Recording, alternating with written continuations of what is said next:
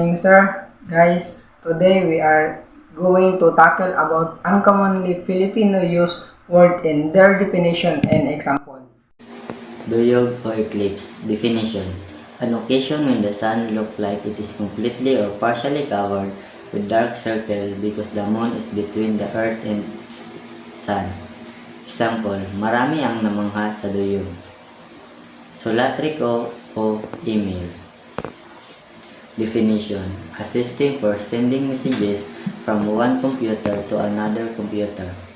Messages that are sent electronically from one computer to another. Example, ako'y nagpadala sa solatriko ng aking mensahe sa aking guro. Labaha o razor. Definition.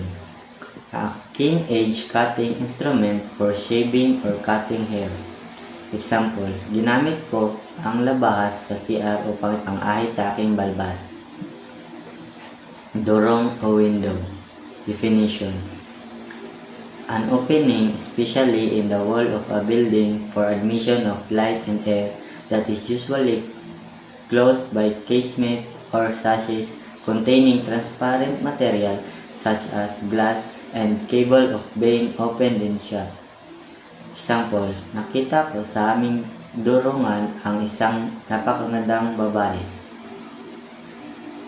Canzoncillo o boxer shorts. Definition. Men's underwear shorts characterized by loose fit. Example, ginamit ko ang bagong biniling canzoncillo ng aking magulang. Underweight or carpenter. Definition. A worker who builds or repairs wooden structure or their structural parts. Sentence. Ihanap mo ko ng anluwaging kanyang gumawa ng lamisang pabilog para sa ating sala. Batlag or car. Definition. A vehicle moving on wheels. Example, nabangga ang aming minamaniho ng batlag kaniyang umaga. Kalupi or wallet. Definition. A container that resembles a money wallet. Example, nawala ng aking kaklase ang kanyang kalumpi noong isang araw. Sambat or fork. Definition.